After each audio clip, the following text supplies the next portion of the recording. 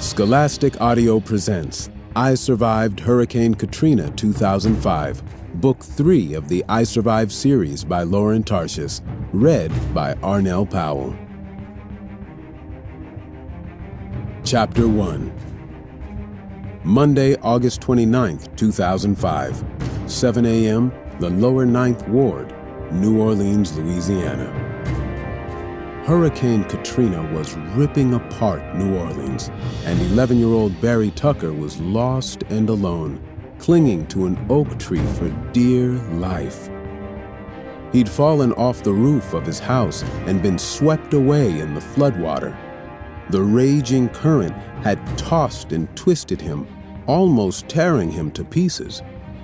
He would have drowned, but somehow Barry had grabbed hold of the tree.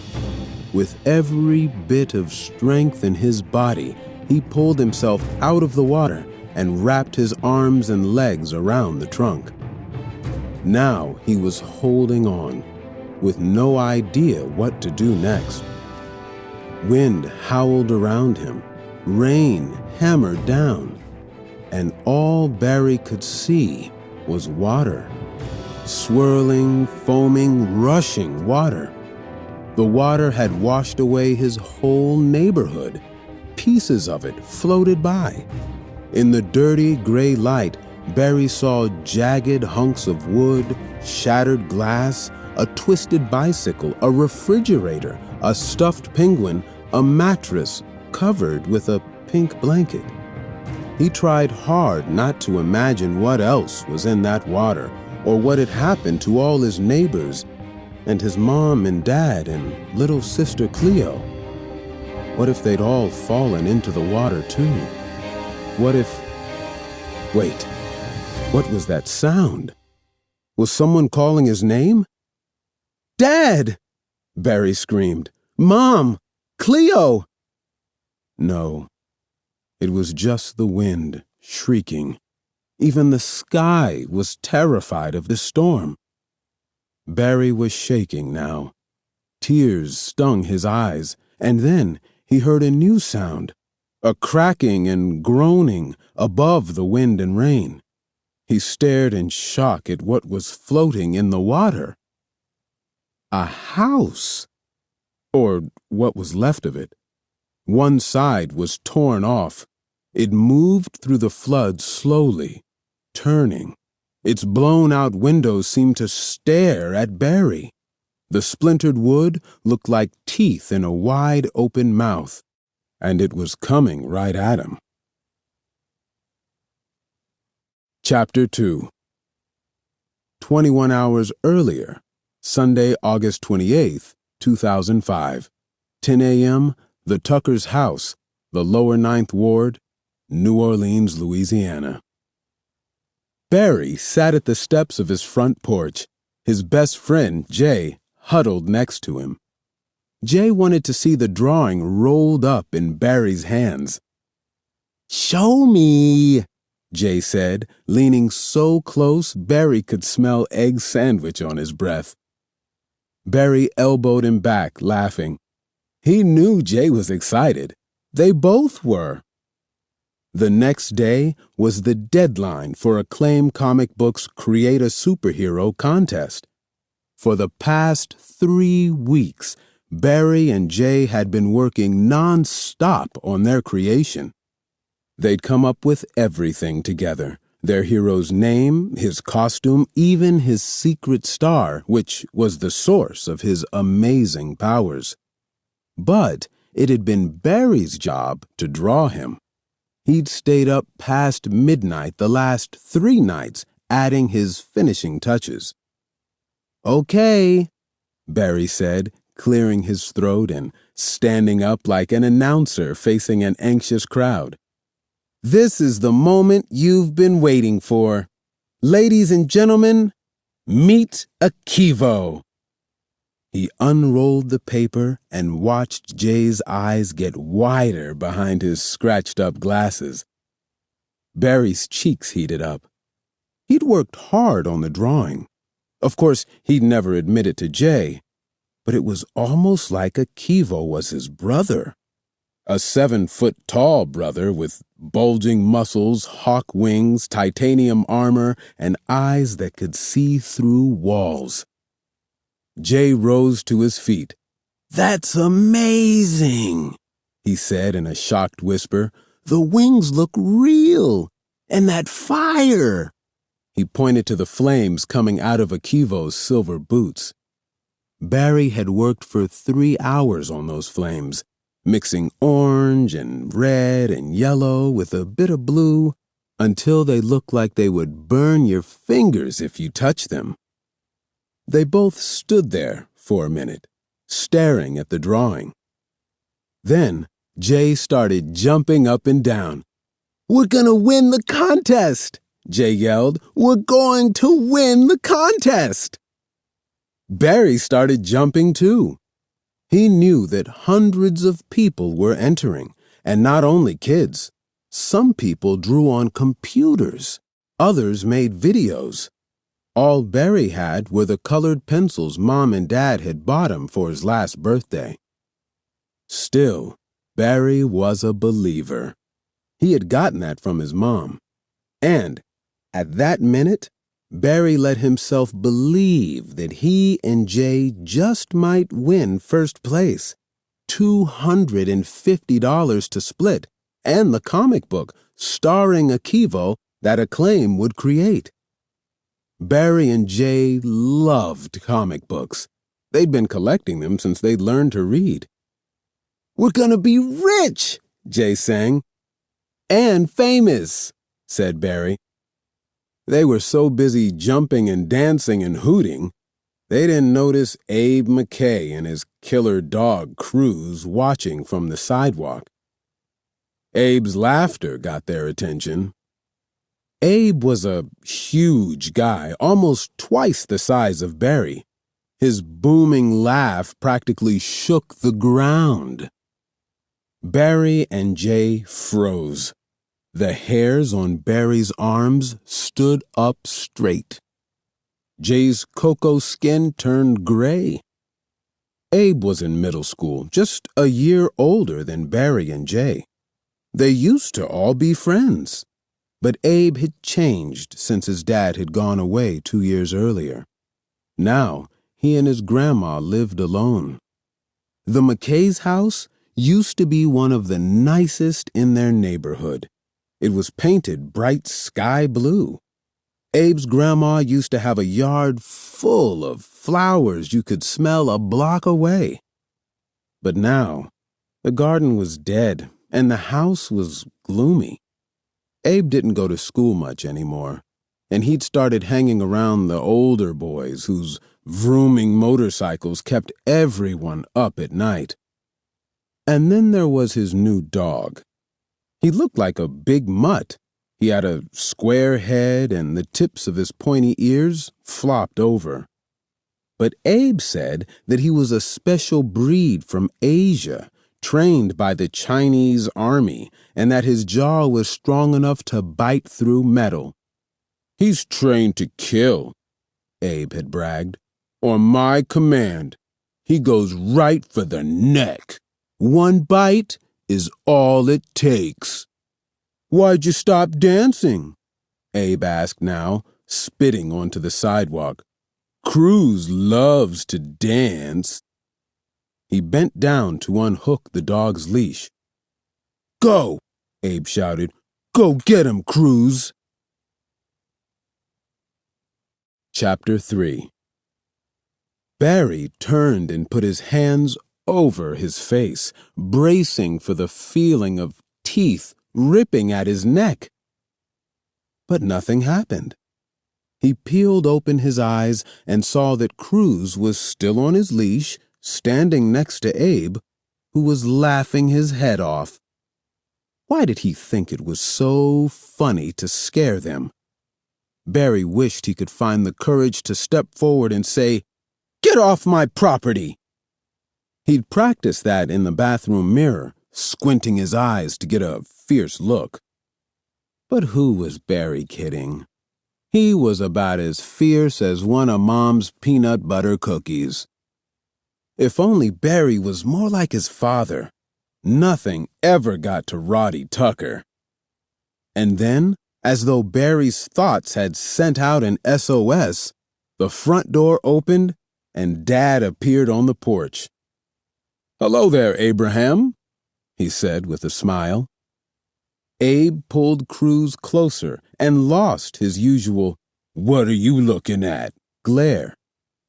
Suddenly, he looked like the old Abe, the pudgy guy in the Saints jersey who tried to show Barry and Jay how to shoot layups. Dad had that effect on people. He could smile at a T-Rex, and the next thing, they'd be making plans to have a burger together. Barry's dad was a little famous in the lower nine. His band, Roddy Tucker and the Blasters, played in jazz clubs around New Orleans. But Mom said that wasn't why people respected him. "Your father's got sweet music in his heart," Mom always said, "and everyone can hear it." Now, Dad looked at Barry. "We're leaving in an hour," he said. "You need to pack up. That hurricane's getting nasty. It looks like it might be a direct hit on the city. We're leaving town." Barry stared at Dad. Leaving town for a hurricane? Not the Tuckers. Never before. Every year, a few storms fixed their sights on New Orleans, and they always petered out at the last minute. There hadn't been a bad hurricane in New Orleans in 40 years. Was Dad making this up to get Abe to hustle on home? "I'm serious," Dad said, reading Barry's doubtful look. "There's a mandatory evacuation. First time in New Orleans history." "What's that?" Jay asked. "It means if you can leave, you've got to leave," Dad said. "Your mom already called, Mr. J. You're heading up to Birmingham." "What about us?" Barry asked. "Houston," Dad answered with a sorry smile. Barry groaned. He loved Mom's Texas cousins, but all of them? 5 wild little girls and their grumpy mama lived in a tiny little house. Barry always went home with a whopper headache after visiting them. Dad, too. The hurricane must be bad to get Mom and Dad to head to Houston. Barry looked around his neighborhood. The little houses, the scraggly lawns surrounded by chain-link fences, the palm trees and big oaks. He and Jay used to pretend that those big oak trees were ancient creatures rising from the earth's core. There were better neighborhoods in New Orleans, and sometimes Mom and Dad talked about moving to a block where police cars weren't always blaring their sirens, where Mom would feel safe walking after it got dark. But the Tucker family had been on this block in the lower 9 for 70 years. Gramps had helped his daddy build this house back when folks kept hogs in their backyards. Barry couldn't walk half a block without someone shouting hello from a porch and waving him up for a chat and a glass of iced tea. The lower 9 was home, and that was that. Abe started to slink away. "They're opening up the Superdome, Abraham," Dad called after him, "for folks without cars. You should get your grandma over to the stadium soon as you can." Abe waved and went on his way. Dad opened the door to go inside, and the news playing on the radio echoed out to the porch. "That's right," a man's voice boomed. "This storm is a monster. It's time to leave. Get out now. Get out while you can." "You heard the man," Dad said, starting to close the door behind him. "Time to get moving." Chapter 4. Barry's stomach did a few nervous flips. The news reports had been warning about Hurricane Katrina for days, but nobody in Barry's house had been paying much attention. Dad and his band had been playing shows in Atlanta. Mom worked full-time at Cleo's preschool. She also had a little business baking cookies for restaurants in the French Quarter, the fancy neighborhood across the canal. As for Barry, he was totally focused on Akivo. A tornado could have sucked up the house and he wouldn't have noticed. But now, Barry's mind started swirling. Like everyone in New Orleans, he understood what could happen if a strong hurricane struck. The city was surrounded by water. The industrial canal was just 2 blocks from their house. Big Lake Pontchartrain was up north. The Mississippi River wormed through the middle of the city. And so many canals and channels jutted this way and that, Barry couldn't keep track of them all. Of course, there were levees. Big walls of dirt and concrete that protected the city from all that water. But some people said that the levees weren't strong enough for a really big storm. Barry thought of Hurricane Betsy, the storm that hit New Orleans the year before Dad was born. When Gramps was alive, he'd loved telling Betsy stories. He and Gran lived in this same house. The levee broke and the lower 9 flooded. 4 feet of water filled the living room. It had taken 6 months to get everything cleaned up, but Gramps was always proud of how the house held up to the winds. "Barely lost a roof shingle," he liked to say as he patted the wall like you'd pat the back of a loyal friend. Those Betsy stories had fascinated Barry when he was little, but they'd always seemed like ghost stories and fairy tales, stories that could never come true. Now he wondered. "Barry," Jay said, waving his hands in front of Barry's face. "Snap out of it." "Sorry," said Barry, shaking himself out of his thoughts. "What about Akivo?" They had planned to walk to the post office after school tomorrow and send their package to Acclaim's offices in New York City. Barry had visited New York with Dad the past summer. The president of a famous college there was always inviting Dad to give talks about New Orleans jazz. "I'll mail 'em tomorrow," Barry said, "from Houston." "Let me have 'em," Jay said, holding out his hand. "I'll mail 'em from Birmingham." They stared at each other without budging, until finally Jay blinked. That settled that. Barry won the stare-out, so he got to mail Akivo. "Don't let anything happen to him," Jay said. "I wouldn't." They stood there, like they always did before they had to say goodbye. No matter how much time they spent together, it always felt like there was one more idea to talk about, one more joke to tell before they went their own ways. "Barry, honey, we've got to get ready," Mom called. It was time. Jay raised his hand toward the sky, his pinky pointing up.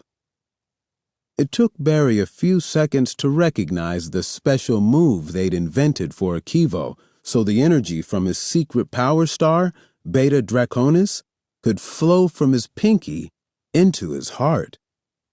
Barry raised his hand too, and he and Jay linked their pinkies together in the air. Barry smiled. For just a few seconds, Barry the believer imagined that he had a power star of his own somewhere. Chapter 5. "Hurricane Katrina is now a Category 5 storm, folks," said the man on the radio. "That's the strongest there is. Winds 175 miles an hour. Waves will be 20 feet high. It's aiming right for our beautiful city, right for us. This is the storm we've been fearing. It's time to leave. Time to get—" Mom switched off the radio. "Okay," she said softly. "I heard you. We're leaving." "Who are you talking to, Mom?" Barry asked. She looked surprised to see him. "Sorry, baby," she said, turning and kissing Barry on the cheek. "That man is getting on my nerves." She had 3 coolers arranged on the floor and was filling them with food for their car trip. "Are you worried?" Barry asked, brushing some flour from Mom's sleeve. She'd been baking all morning. "Not at all," she said, but Barry could see she was fibbing. Mom always baked when she got nervous, and she'd packed enough muffins and cookies in those coolers to feed the saints. "We're almost ready, right?" she asked. Barry nodded. He'd helped Dad board up the windows. He'd carried the porch furniture and Cleo's princess house into the shed. "Need anything else?" "Find your sister," Mom said. "She hasn't been herself all morning. I need you to work some berry magic on her." Barry found his sister crying in her bed. "What is it, Clee?" he asked.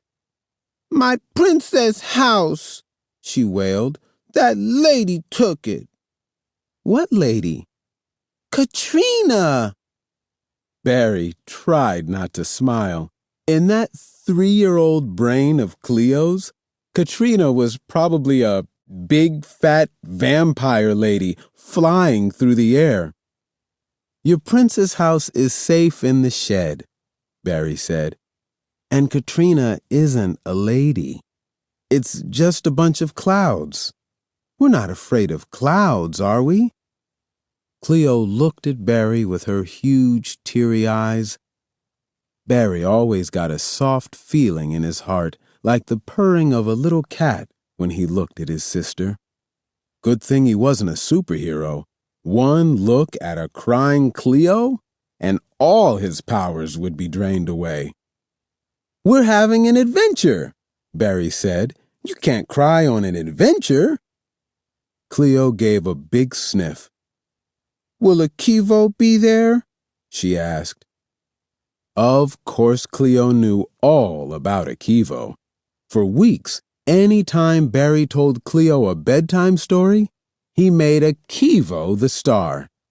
Who rescued Snow White from the evil stepmother? A Kivo. Who saved the 3 little pigs from the big bad wolf? A Kivo. Now, Barry put his face closer to his sister's. "I think a Kivo will be waiting for us in Houston tonight," he said. He hated tricking Cleo, but it wasn't really a lie. A Kivo was always appearing in Barry's dreams. Maybe Cleo would dream about him too. "To protect us?" "That's right," Barry said. "He will protect us." Cleo gave another big, messy sniff and then nodded bravely. "I won't cry," she whispered. She held out her arms so Barry could pick her up. He pulled her close. She put her head on his shoulder and let him carry her to the car. 10 minutes later, they were on the road. Chapter 6. They sped through the lower 9 and crossed the St. Claude Avenue Bridge. They drove past the bakery where Mom had worked before Cleo was born. She'd learned how to make Barry's favorite caramel cake there. Mom's dream was to open her own bakery. They didn't have the money for that now. But one day, Mom always said, one day. She said those words so often they had become the Tucker family motto.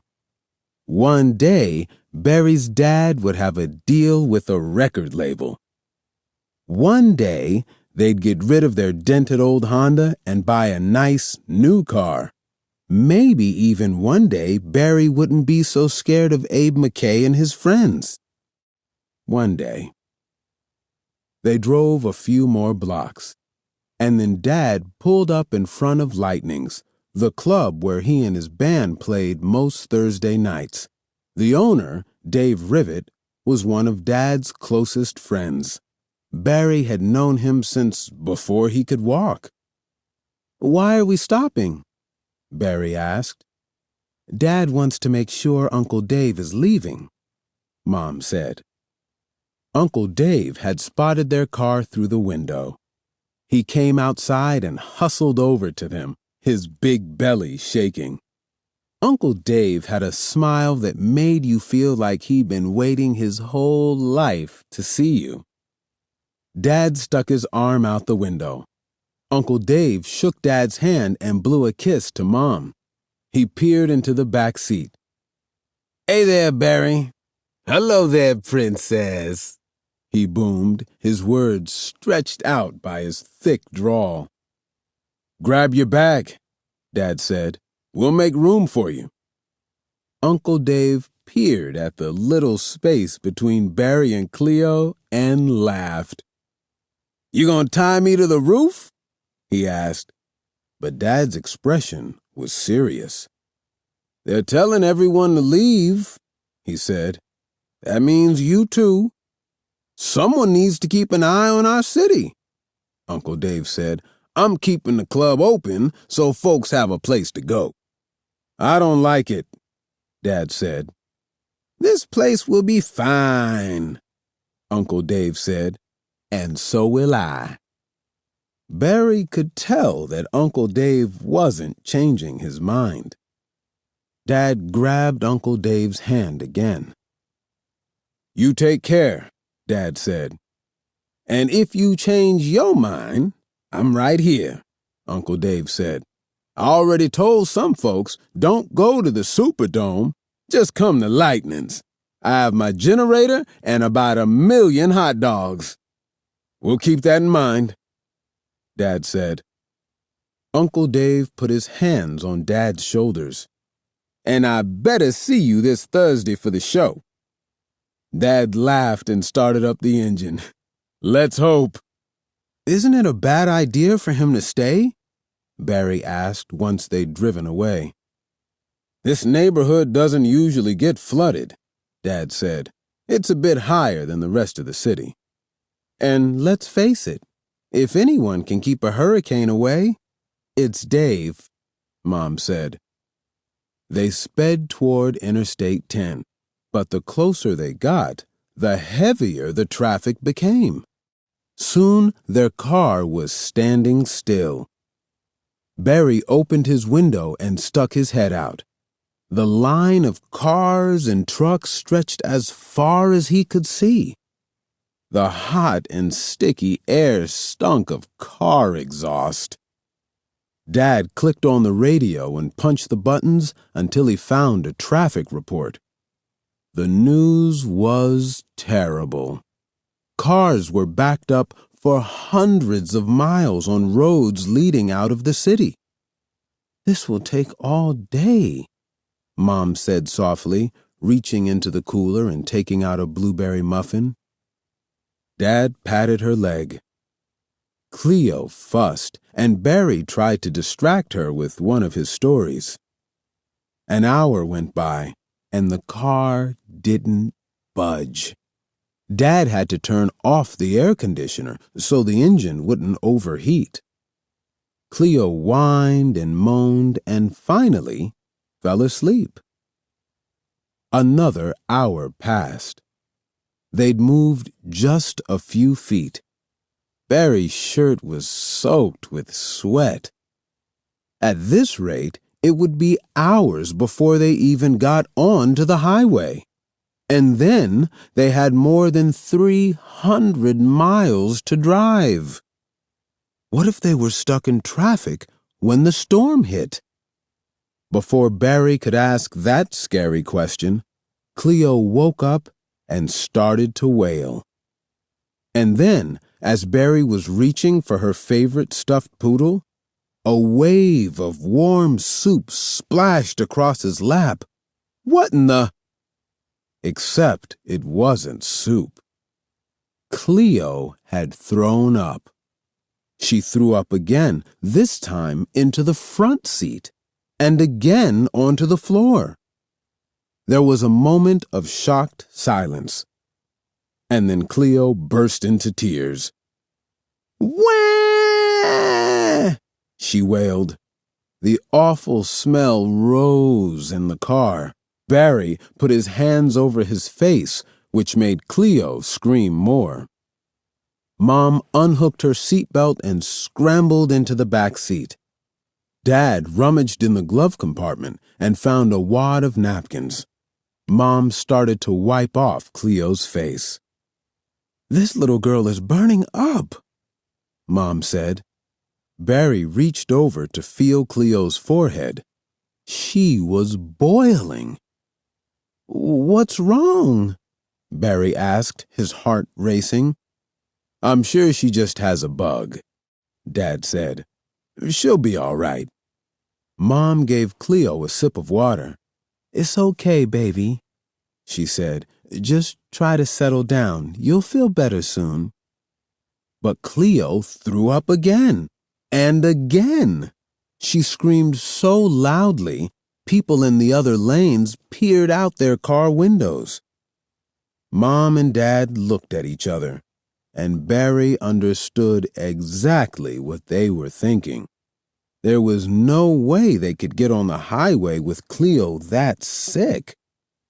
Sure enough, Dad pulled out of the line of traffic and pointed the car back toward home. Chapter 7. Cleo threw up all day. Barry tried to help keep her calm, but even he couldn't get her to stop crying. Mom managed to talk to their doctor, who had evacuated to Baton Rouge. He said there was a bad flu going around, and Cleo wouldn't start to feel better for at least another day. Mom and Dad talked about going to the Superdome, but the newscaster on TV said there were already 10,000 people at the football stadium, with thousands more lined up around the building. "We're hearing there's not enough food or water at the dome," the newscaster said, "and if the power goes off, it's going to be like an oven in there." Then they showed a man who had been turned away because he wanted to bring his little dog with him. "They say no pets," the man said, holding the dog up to the camera, "but I can't leave this guy all by himself." Looking at those crowds on television, Barry was relieved when Mom and Dad decided they were better off at home. Throughout the afternoon, Barry kept his eyes on the sky. By 6 o'clock, the wind had kicked up. The sky turned gray with streaks of silver. But the strangest thing was the silence. Their block was deserted. There were no motorcycles vrooming, no kids laughing and shouting, no music playing or basketballs bouncing. Usually, the trees were filled with birds and frogs chirped from the bushes. But there wasn't a bird in sight, and not a peep was to be heard. And then, around 10 o'clock that night, the wind and rain started for real. Dad and Barry were settled on the living room couch. The baseball playoffs were on, and Dad had set them up with a feast of chips, salsa, and sodas. Mom and Cleo were fast asleep in Mom and Dad's room. The wind moaned at first. Then it started to howl, and finally it was shrieking so loudly Dad had to turn up the TV. Barry moved closer to Dad. Soon there were other noises. Pum, pum, pum.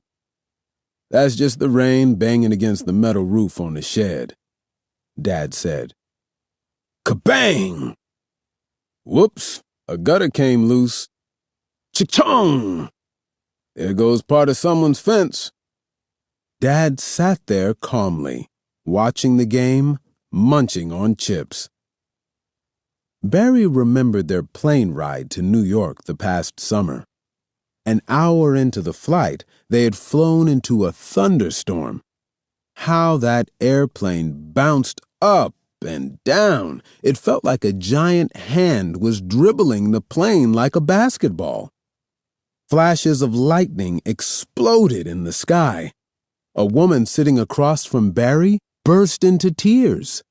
The pilot made everyone sit down, even the stewardesses. The plane rattled so badly, Barry was sure one of the wings would fall off. And in all that commotion, Dad had just sat there, reading his book. A few times, he'd patted Barry's leg. "Quite a ride," he'd said, never taking his eyes from the book, never once looking outside at the lightning or craning his neck to see the scared expressions on the stewardesses' faces. So Barry had kept his eyes glued to Dad's face. As long as Dad was calm, he decided, he didn't have to worry. Finally, the bouncing stopped. The plane flew out of the clouds and into the clear blue sky. Later, when they were in a taxi heading into the city, Barry asked Dad how he had stayed so calm. "What were you thinking about?" "Blueberry Hill." Barry gave Dad a funny look. "When I get nervous, I play the song Blueberry Hill in my mind." Barry knew the song. It was a hit by Fats Domino, the most famous citizen of the Lower Nine. Fats had struck it rich singing songs way before Dad was born, but he never moved out of the neighborhood. Barry and Jay loved to walk by his bright yellow house. Sometimes Fats was out on his porch to wave hello. Barry watched Dad now as the wind howled and moaned and shrieked. "Hey, Dad," Barry said, "are you playing Blueberry Hill in your mind?" Dad laughed. He put his arm around Barry and pulled him close. "Nah, I was thinking that the wind is making a pretty song." "Sounds like wolves," Barry said. "Nah," Dad said. "Ghosts?" Barry said. "Don't think so," Dad said, listening more closely, tilting his head and half closing his eyes. Dad clicked off the TV. He reached over and grabbed his trumpet, which he always kept nearby. The wind shrieked a high note. Dad put his trumpet to his lips and played along. The wind shifted lower, and so did Dad. He played softly along with the wind until after a while, that wind didn't seem so scary, and it actually sounded like a song. Not as pretty as Blueberry Hill, but still a song. Barry almost smiled, imagining Cleo's big fat lady in the sky. Not a vampire, but a pretty singer, belting out her song. The house shook and rattled, but as Dad's music filled the air, Barry started to feel safe. The lights were bright. Mom and Cleo were cozy in bed. He thought of Gramps patting the walls of the house. In a few hours, the sky would turn blue again. Barry had planned to stay up with Dad to help him keep an eye out for leaks to watch over Cleo and Mom. But now he felt tired. All the late nights he'd stayed up working on Akivo, and all today he'd been so worried about Clee. Maybe he could take a little rest. Catnap, like Mom did after dinner before she started her hours of baking. Barry closed his eyes, drifting, drifting, drifting. And then his eyes popped open. It took Barry a minute to understand that he had fallen asleep. The room was dark except for the flickering light of a candle on the corner table. The power must have gone out. He squinted at his watch. 6:35. It was morning. He'd slept for hours. And what had woken him up? A noise. Not the wind, which was still shrieking and moaning. Not the rain, which hammered down even harder than when Barry had closed his eyes. No. There was a new noise out there, a kind of whooshing sound. Barry sat up. Dad's coffee mug, half empty, sat on the floor. Where was Dad? Was Cleo okay? And what was that strange noise that had woken Barry up? Barry heard Dad's footsteps upstairs. He stood up, but before he could take 2 steps, the front door flew open. A wave of water swept into the house. It swirled around Barry's legs, knocking him off his feet. There was a scream, but this time it wasn't the wind. It was Barry. Chapter 8. Barry! Barry! Dad was pounding down the stairs. He splashed through the water, grabbed Barry by the arm, lifting him up, and pulled him toward the staircase. Furniture and other objects floated around them like bath toys. The new couch Mom had saved for a year to buy, the little square lamp table where Gramps used to play chess, framed pictures of Barry and Cleo from school. The water was rising fast. It was up to Barry's waist by the time they reached the stairs, and it kept getting higher. It was like their house was a bucket being filled up by the biggest hose in the world. Where was all this water coming from? The water in Gramps' stories hadn't been this wild. Mom burst out of her room with Cleo in her arms as Dad and Barry made it to the top of the staircase. She looked down the stairs and gasped. She wrapped her free arm around Barry, pulling him close. "The levee, Roddy," she said to Dad. "The levee broke?" Barry asked, picturing the industrial canal. The canal was 5 miles long and very deep. Was all that water pouring into their neighborhood? Mom and Dad seemed frozen, staring at the rising water. Panic boiled up inside Barry. "What will happen?" Barry asked. "What will we do? What?" His voice trailed off. He wasn't even sure he wanted to know the answers to his questions. They all stood there, huddled together, watching the water move up the stairs. "We need to go up to the attic," Dad said. "Now!" Dad pulled open the hatch in the ceiling, and a blast of hot air came down. Barry had been up there only once in his life. It was a tiny space, dark and hot like an oven, with a ceiling that sloped down so you couldn't stand up straight. Cleo started to cry. "No!" she yelled. She tried to run away. "No, go up!" Dad caught her. "Cleo!" he said. She struggled to escape, screaming and squirming. There was no way they could force her up the rickety stairs. "It's all right," Barry said, taking hold of his sister's hand. "No, no!" she insisted. "Clee," he said, working hard to keep his voice steady. "Akivo might be up there." Cleo sniffed. She let Barry pick her up and put her arms around his neck. She buried her head in his chest. She still felt feverish. He held her more tightly. Dad sent Mom up first. Then Barry put Cleo on the ladder and climbed up right behind her. Dad came up last, and they all sat down together in the darkness. There was barely enough room for the 4 of them, and they were squashed together. The air was so hot it burned Barry's lungs. It stunk like mildew and dust. He tried not to imagine what was happening just below the attic floor. Every single thing they owned, their furniture, Cleo's toys, Mom's cookbooks, Dad's trumpet and all his music, being covered with water. And Akivo.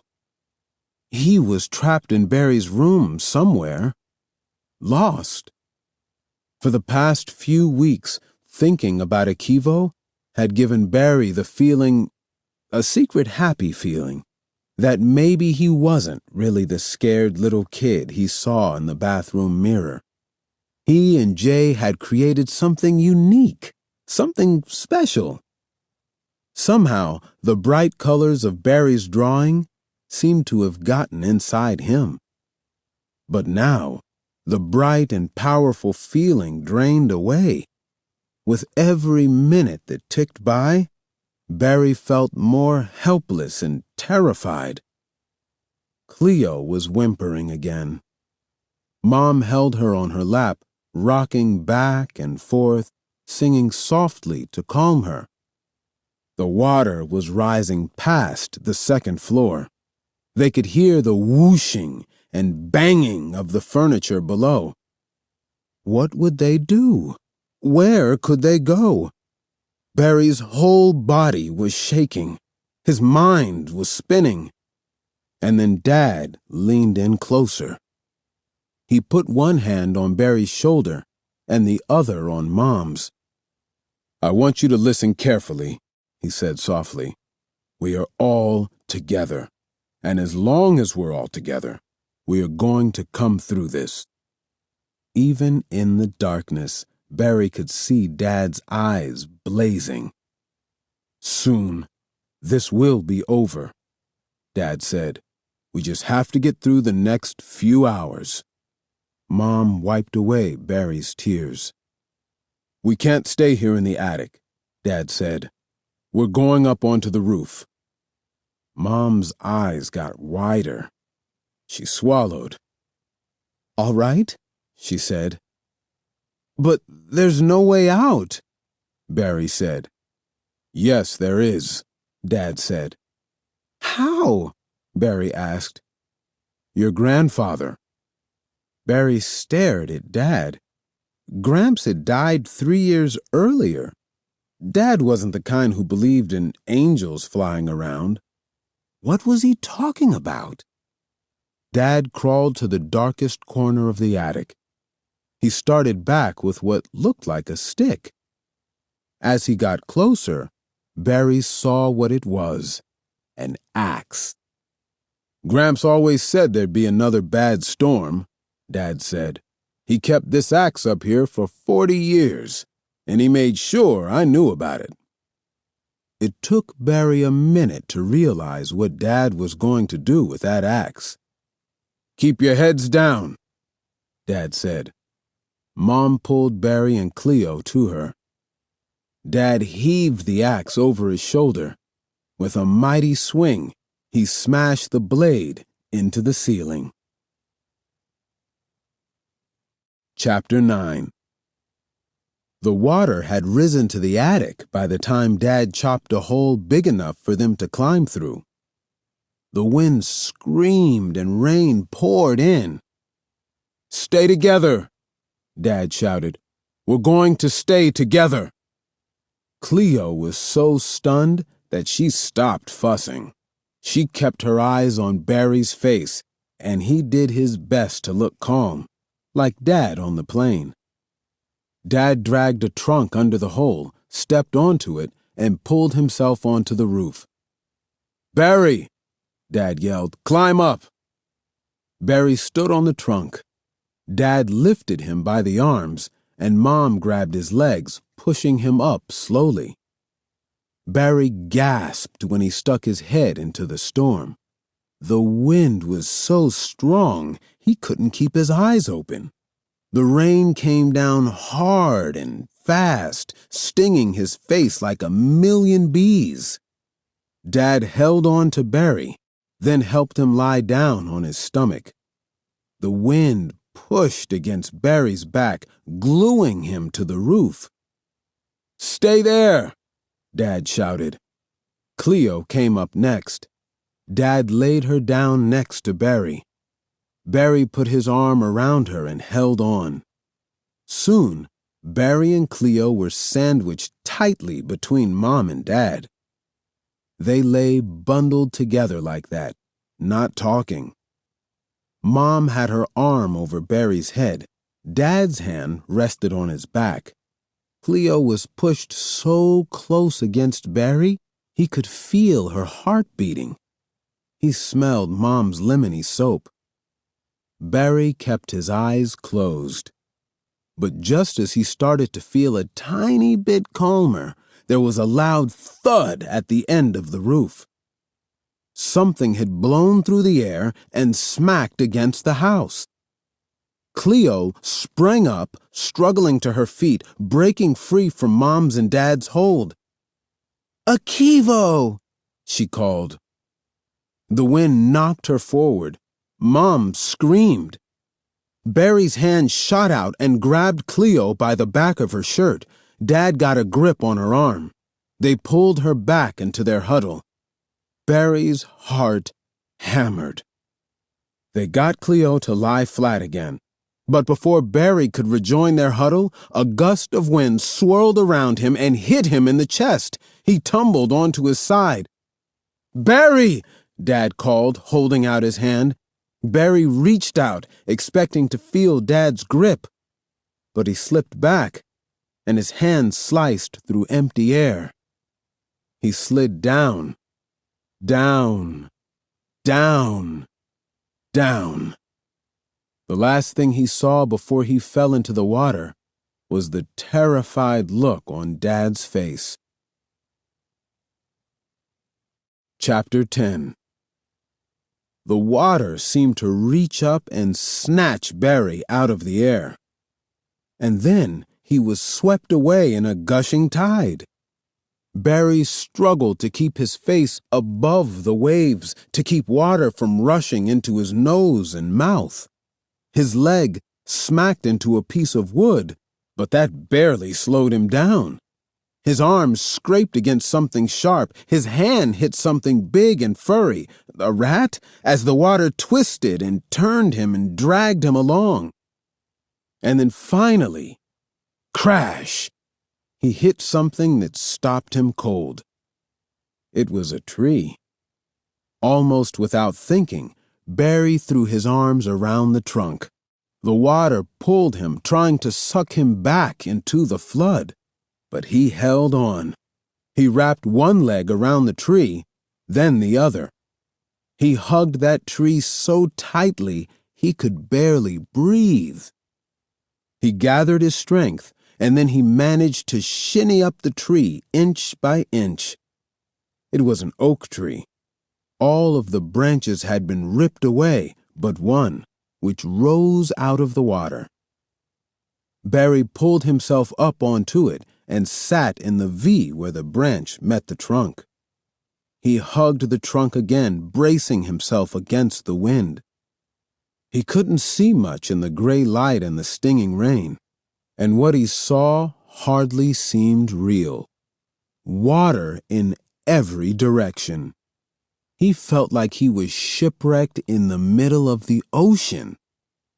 The water was filled with branches and wooden boards and other wreckage from the storm. Barry thought of Atlantis, a city lost under the ocean. He'd read about it in one of his favorite comic books. Was that what would become of New Orleans? Barry pressed his cheek against the tree.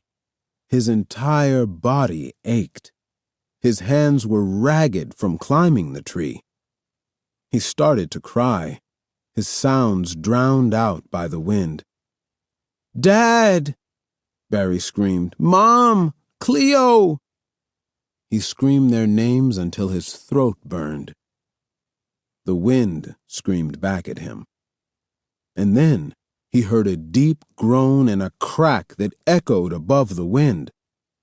A massive shadow loomed over him. Barry stared in shock. It was a house, pushing through the water like a monster. The windows and doors were gone, and as the house turned slowly in the water, Barry saw that one side had been ripped away. He had to get out of the way. Now! Barry jumped into the water, barely missing a big piece of glass. The house hit the tree with a smash and a groan and then got stuck there. The current started to drag Barry. He fought against it and somehow managed to swim to the house. He reached up and grabbed hold of a window frame, careful of the jagged glass around the edge. A piece of wood fell into the water right next to Barry. Its bright color glowed in the ghostly light. Sky blue. Barry stared at the house. Could it be?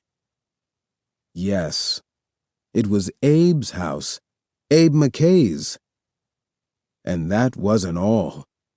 The sound of ferocious barking rang out. Somewhere in that ripped-apart house was Cruz, the killer dog. Chapter 11.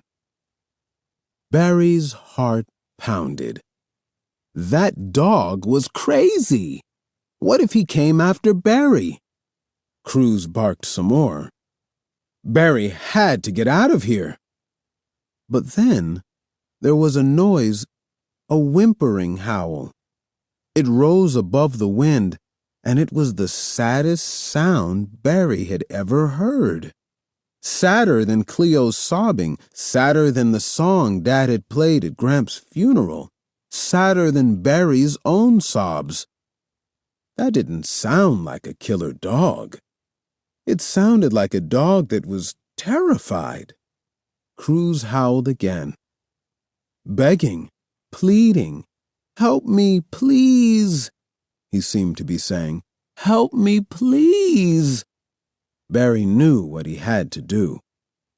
He hoisted himself up, climbed through the window, and eased himself down on the other side. It was very dark, but Barry could see shadowy shapes around him. A couch floating in the corner, a smashed lamp, a big cabinet lying face down in the water.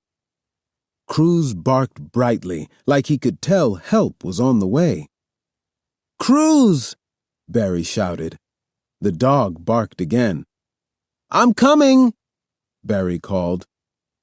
Barry waited carefully. His shoes were still floating around in his living room at home. His socks had been ripped off in his ride through the flood. Already his feet were sliced up, and he knew there had to be glass and nails everywhere. Cruz was whimpering loudly now. "Don't worry," Barry called. Cruz barked like he understood. Barry made it to the stairway, which rose out of the water.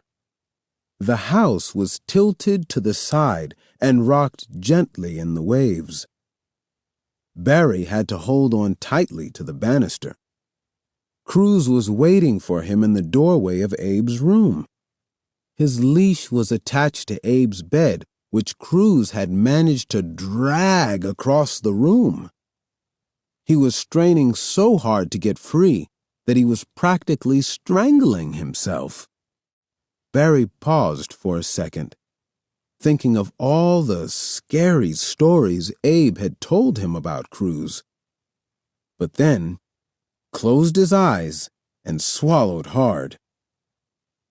He walked up, reached for Cruz's collar, and unhooked it from the leash.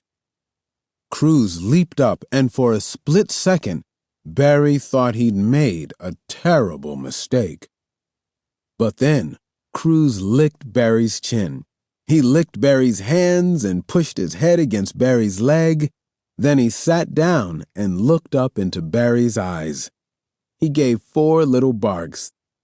"Thank you," he seemed to cheer. "Thank you, thank you, thank you."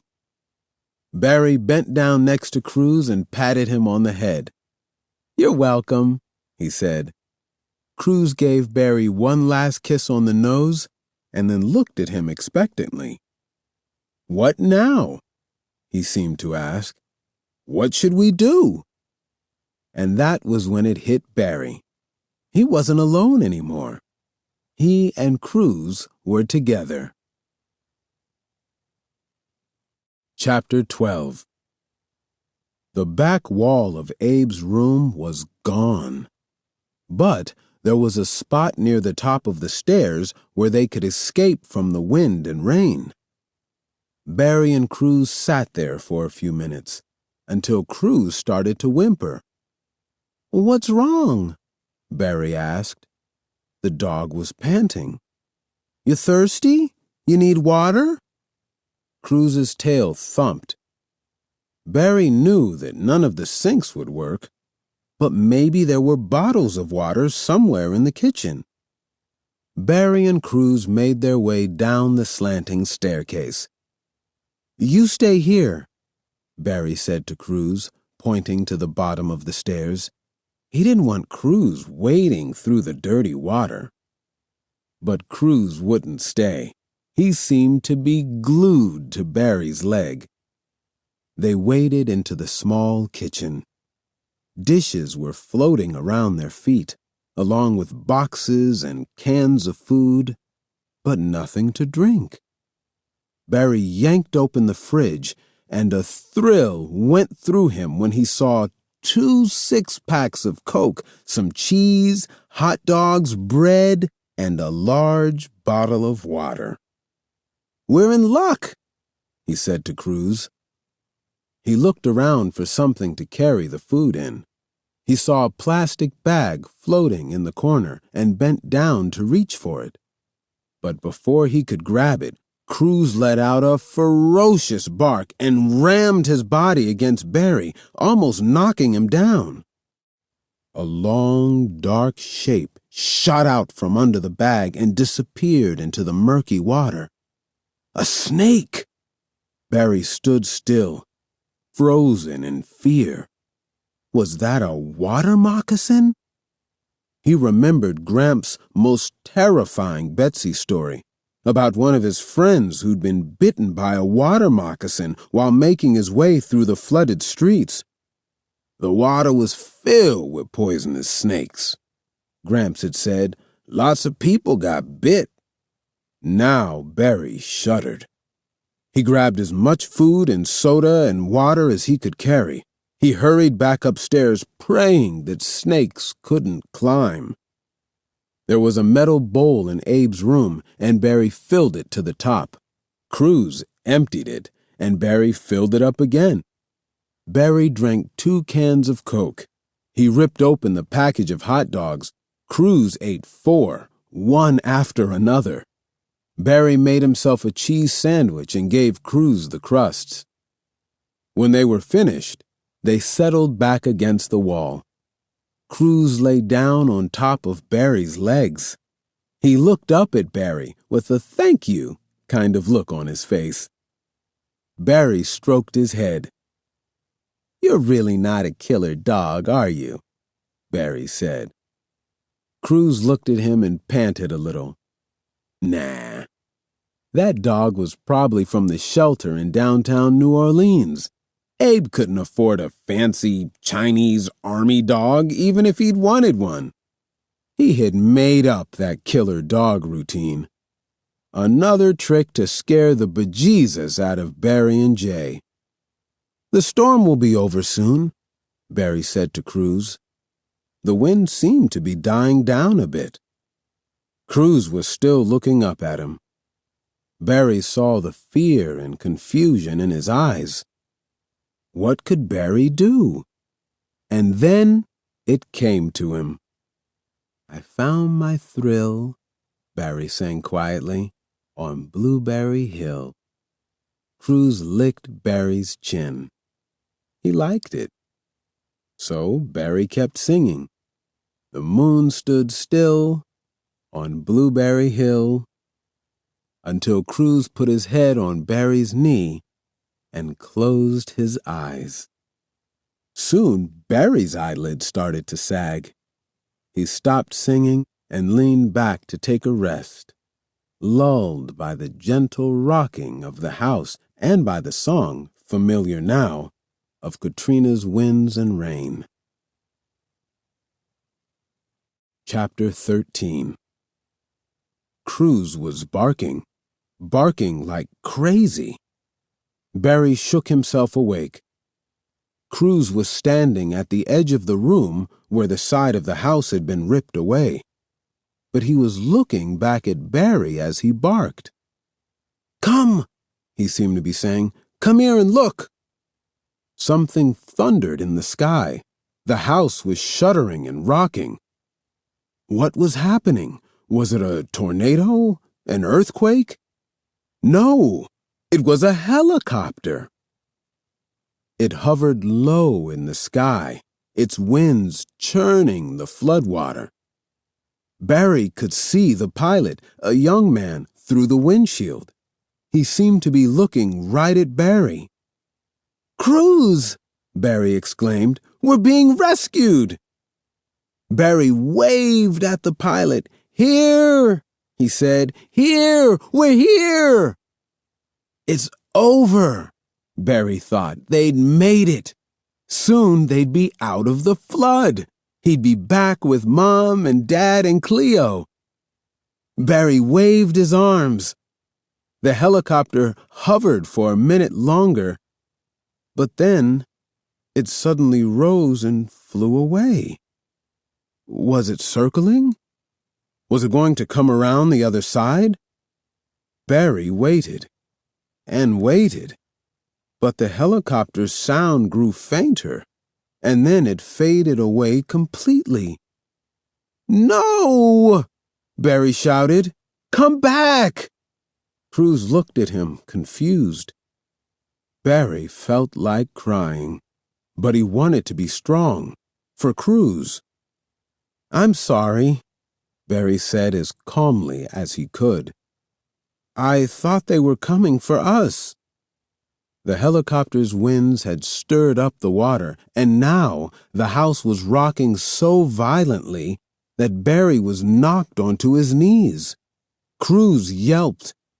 Before Barry could pick himself up, he heard a loud splash. Cruz had fallen into the water. Barry dove toward the open side of the house and peered over the edge. He searched for Cruz, but all he could see was a mess of wood planks and branches. Something poked up in the middle of the debris, but then it disappeared. It was Cruz. He was tangled up in the mess and struggling to keep his head above the water. Barry fought the urge to jump right in. It was a 10-foot drop at least, and he had to be careful not to hit anything sharp floating in the water. "I'm coming, Cruz!" Barry yelled as he eased himself over the side of the house, holding tightly with his hands while letting his legs drop. He dangled there for a minute, grasping the edge, staring down into the water, until he spotted a big board floating underneath. Just as it passed, Barry let go. He hit the waves, but grabbed hold of the wood before his head went under. He pulled his body onto the board and kicked over to Cruz. The dog was trapped between two branches. Barry pulled away the biggest branch and grabbed Cruz by the collar. "I have you," he said, pulling the dog close, hooking his arm around Cruz's body. Cruz licked him on the cheek and pushed his nose into Barry's ear like he wanted to whisper a secret. "I know," Barry said. "That was scary, but we're okay. But they weren't okay. The water was burning Barry's skin. The fumes stung his eyes. Cruz had to be suffering too. They couldn't go back to Abe's broken house. Barry wouldn't be able to lift Cruz through the window. And they couldn't just float like this either. In the distance, Barry saw the rooftop of a house poking through the water. It was too far to swim to through the poisonous flood. And then he saw a car floating toward them. It was upside down like a turtle flipped onto its back. Maybe he and Cruz could ride the car to the roof of that house. Barry kicked as hard as he could, holding Cruz with one hand and the board with the other. They made it to the car and scrambled up onto it. Barry held on to one of the tires, and Cruz stayed close to him. Slowly, the car moved toward the house, almost as though they were driving it. When they were a few feet away, Barry stood up, balancing himself, ready to jump. "Come on," he said to Cruz, and they both leaped off the car and onto the roof. Cruz slipped, but this time, Barry grabbed him before he fell. They staggered up to a small, dry patch near the top of the roof. Barry sat down, pulling Cruz onto his lap. He suddenly felt more tired than he'd ever felt in his life. He rested his chin on Cruz's head. Barry could hear dogs barking and howling all around them. He remembered the news report that had said no one could bring pets to the Superdome. There must be hundreds of dogs and cats on their own. Thousands. And people, too. In the distance, Barry could hear voices calling for help. He and Cruz weren't the only ones out here. The light drained from the sky and the sun went down. Barry and Cruz sat slumped together.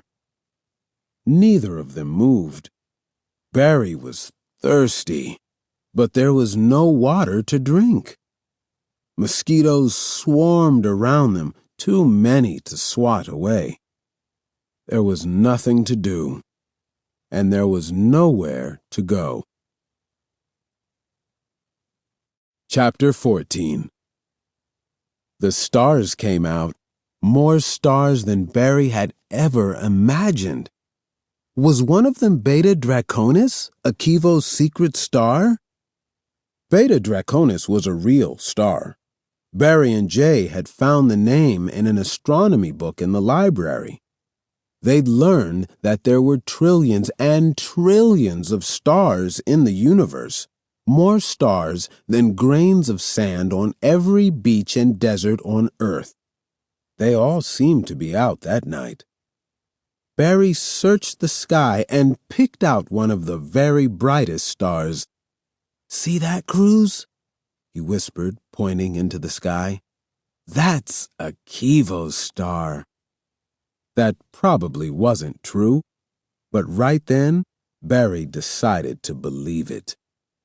Cruz looked at the sky, and his brown eyes filled up with light. He and Barry leaned their heads together, and soon the sky seemed to wrap itself around them, a glittering blanket to protect them from the awful sights and sounds and smells of their ruined neighborhood. They sat like that for hours on their little dry patch of roof. A few small boats motored by. Barry called out, but nobody seemed to hear him. Until, finally, one of the boats slowed down. It wasn't really a boat. It was more like a raft, a yellow rubber raft with a motor. The driver was a woman younger than Mom. She drove the boat right onto the roof and stopped it just a few feet from Barry and Cruz. "Well, look at you, brave soul," the woman said, her voice low and smooth. She had very dark skin and huge eyes and dozens of long, skinny braids that seemed to dance around her face. Barry stared at her, sure he was imagining things. She seemed like some kind of fairy, a beautiful fairy in a yellow rubber boat from one of Cleo's bedtime stories. But she was real, stepping out of her boat and wading up to Barry in tall rubber boots. She put a hand on Cruz's head. The dog didn't growl. Like Barry, He seemed hypnotized. "Who are you?" the woman asked. Barry's throat was dry and swollen, but he managed to say his name. "I'm Nell," she said. "Where's your family?" Barry looked around him at the endless water. His eyes filled with tears. Nell put her hands on Barry's shoulders. "How about we get you and your friend out of here?" she asked. "Sound like a plan?" Barry wiped his eyes and somehow choked out the word, "Yes." Barry and Cruz climbed into the boat after Nell. Nell handed Barry a big bottle of water. She filled a cup for Cruz and held it while he lapped the water up. Barry gulped down his water, almost choking at first. When he was finished, he took a deep breath. He opened his mouth to say thank you, but the only sound that came out was a sob. Suddenly, tears were pouring down his face. He turned away from Nell. She had called him a brave soul, so why couldn't he act brave? He was finally off that roof, but now all the terror he'd felt those past hours came back to him. Second by second, he felt as if he was shrinking, as though his fear was boiling up inside him and he was melting away. "We're going to the St. Claude Avenue Bridge," Nell said. "There will be people to help you there." Of course there would be. Police and firemen, doctors and nurses. Barry knew what happened in disasters. He'd seen it on the news. He imagined a big tent on the bridge with cots set up in neat rows. He would get fresh clothes, more water, good food.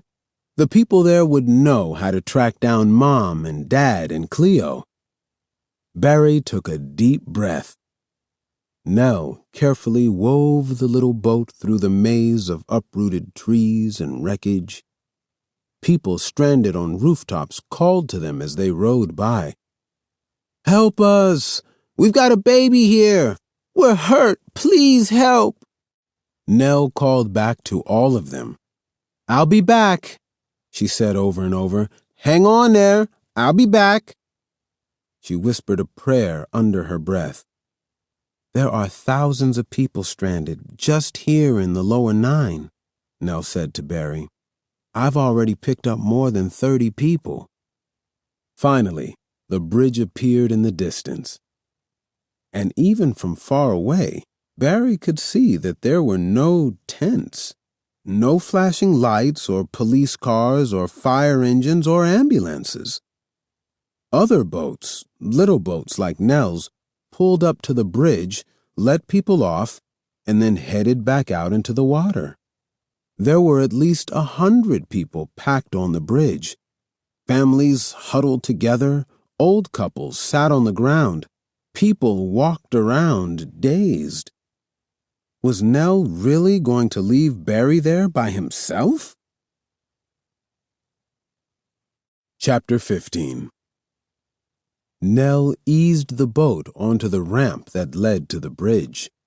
Part of the bridge was underwater, but the middle part was high enough that it had stayed dry. Nell switched off the engine. "You'll be okay here," she said. "They're bringing people to the Superdome. Someone will help you there." Barry wanted to believe her, but he knew that even before the storm hit, there had been huge crowds and not enough food or water. What would it be like now? And besides, they wouldn't let him in with Cruz. Barry's fear started to boil up again. A man came running over. "Pardon me," he said to Nell, breathing hard. "I'm trying to find my grandmother. She's out there all alone, up on her roof. I need to get to her. "I'll take you," Nell said. The man nodded, wiping away a tear. "Thank you," he whispered. "Thank you." Barry knew he had to get out of the boat. Nell had other people to help, like she'd helped him. Nell leaned over and put her hand under Barry's chin, lifting his face so he had to look at her. She didn't say anything for a moment. She just looked into his eyes, like she saw something there worth looking at. "You're strong," she said with no doubt in her voice. Barry didn't feel strong. His whole body shook as he got out of the boat. Cruz followed him. They stood on the ramp and watched as the man pushed the boat into deeper water. He climbed in beside Nell. Nell nodded at Barry, and he suddenly had the idea he'd never see her again. She powered up her engine, and the boat pulled away. As Barry watched Nell disappear, her words echoed through his mind. "You're strong. You're strong." And soon, it wasn't Nell's voice he was hearing in his mind. It was his own voice. "I am strong. I am strong." Was he? He was scared. He was standing there crying, his legs quivering like skinny little twigs in the wind. But did that mean he wasn't strong? Barry thought about what had happened to him, how he'd been swept off the roof and carried away, how he'd grabbed hold of that tree and climbed up, how he'd held on tightly against the wind and the rain, how he'd saved Cruz, how they'd made their way through the wreckage to that tiny dry patch of roof. He'd felt scared the entire time. But here he was, standing on dry ground, in one piece. He looked up, and there was his bright star, Barry's star. And right then, he knew that no matter how scared he felt, he'd find his way. Or someone would find him. An hour passed, and Barry heard a familiar voice. "Barry! Barry!" And then other voices calling his name together like a song.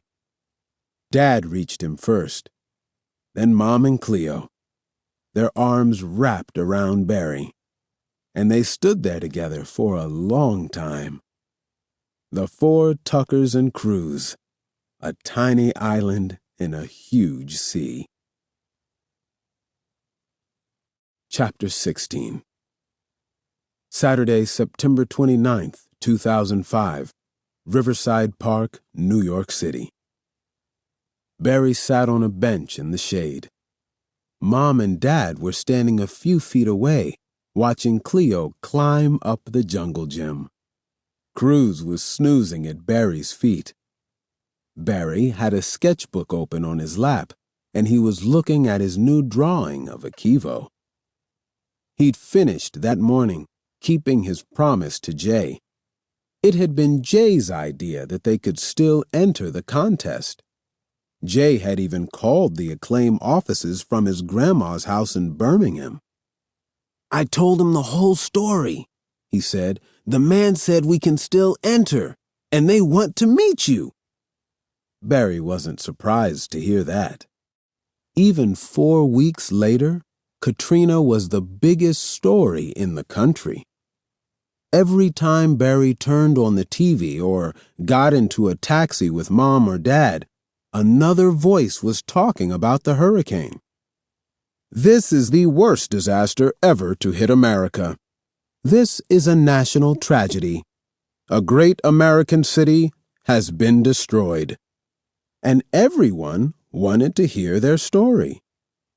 The kids at Barry's new school, the man who made their sandwiches at the deli on the corner, strangers who overheard Mom talking at the bank. They all wanted to know about Katrina. They listened with wide eyes, and then they all said pretty much the same thing. They said the Tuckers were lucky. Barry knew that was true. Mom said it was a miracle that they'd found Barry on the bridge. Some families had been separated for days or weeks. Some still hadn't found each other.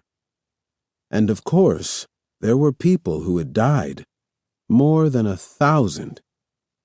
They were still finding bodies in attics. Barry had nightmares about the storm. He didn't sleep much. Even the sound of Dad turning on the shower in the morning made Barry's heart jump. But yes, he knew he was lucky. Luckier than the tens of thousands of people who'd been stranded for days in the hot and terrifying Superdome, or the people who'd been stuck on bridges and highways and rooftops. The Tuckers hadn't gone to the Superdome. They had gone to Lightning's. They'd stayed with Dave for 2 days and then caught a bus to Houston. Dave boarded up the club and went to Baton Rouge. By then, even he realized that the city wasn't safe. The cousins in Houston spoiled them rotten for 1 week. Mom and Dad talked about moving there, finding an apartment nearby. But then, a call came from the president of that famous music college in New York. There was a job for Dad, if he wanted, teaching about New Orleans music. There was an apartment, too, with furniture and room for the whole family. A week later, they were here. Cruz, too. He was part of the family now. The Red Cross had helped Dad track down Abe and his grandma in Little Rock, Arkansas. Abe and Barry had talked on the phone. And Abe, the old Abe, had asked Barry if he would keep Cruz.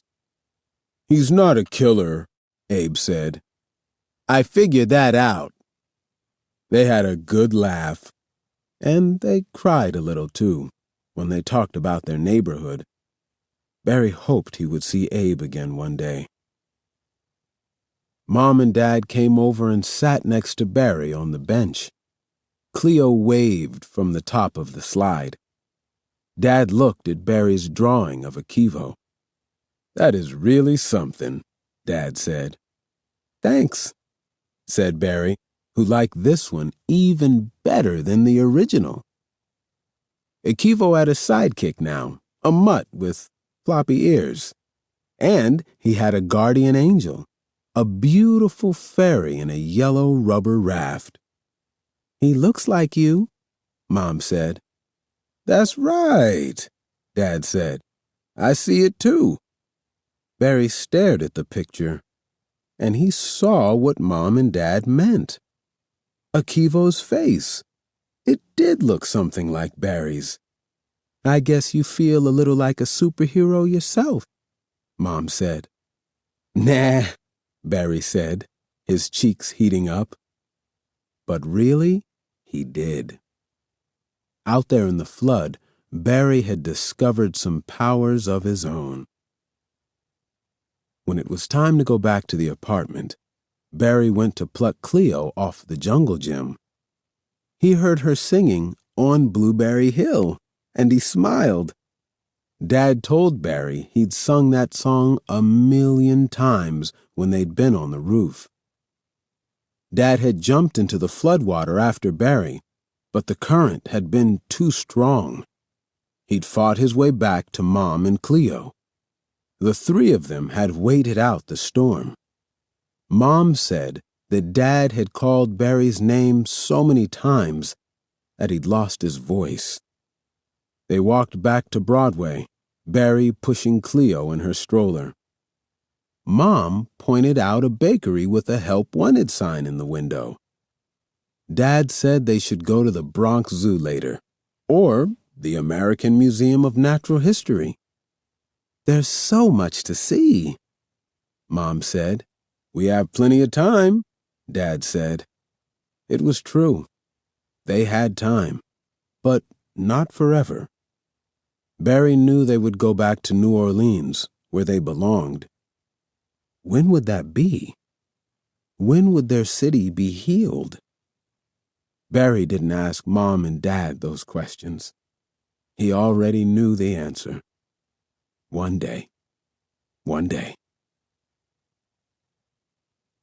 Hi there, I'm Lauren Tarshis, author of the I Survive series, and I wanted to take a few minutes to share some more information with you about Hurricane Katrina. For many years before Hurricane Katrina, experts had warned that levees in New Orleans were not strong enough to withstand a powerful hurricane. In August 2005, their worst predictions came true. Katrina's 125-mile-per-hour winds sent a gigantic wave of water from the Gulf of Mexico into the canals and lakes surrounding New Orleans. All of that water pushed up against the levees, and many of them failed, some crumbling like the walls of sandcastles. Billions of gallons of water gushed into New Orleans. Nearly 1,000 people drowned in the first hours of the flooding. Tens of thousands more were like the Tuckers, caught in a nightmare, struggling to survive as water filled their homes. Thousands of people were rescued from their rooftops and attics, often by volunteers like Nell. Nearly 50,000 were stranded in the Superdome in agonizing heat, without enough food or water. It took 5 full days for help to arrive and another week before everyone was evacuated from the city. In the weeks and months after Katrina, many wondered if the great American city of New Orleans would ever recover. There was so much damage. Tens of thousands of houses were destroyed, as well as schools, hospitals, police stations, roads, and businesses. There was no electricity or clean water, and 80% of the city was covered with water filled with toxic chemicals and waste. The city's 440,000 residents were scattered all over the country. But New Orleans did survive, and years later it continues to recover, building by building, house by house, tree by tree, road by road, family by family. 75% of residents have returned. To many visitors, the city seems as vibrant as it always was, with unforgettable music and food, beautiful buildings and gardens, and streets that bustle with energy unlike any other city in America. But in some of the poorest and hardest-hit neighborhoods, recovery has been painfully slow. If Barry were to come back to the lower Ninth Ward today, he would see few of his neighbors smiling down from their porches. Much of the lower 9 is still abandoned. Only 19% of that neighborhood's residents have returned. I've studied dozens of natural disasters over the years, earthquakes and volcanic eruptions and shipwrecks and blizzards and hurricanes, but none of these events made me feel as sad or as angry as I felt reading about the horrifying experiences of those who lived through Katrina. Why didn't our leaders do a better job protecting the beautiful city of New Orleans and its citizens?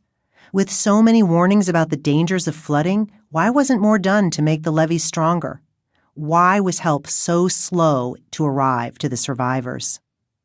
As a writer of fiction, I could give Barry and his family a happy ending.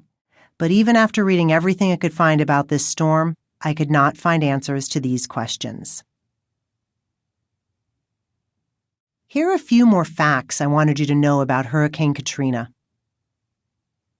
Hurricane Katrina was one of the worst disasters ever to strike the United States.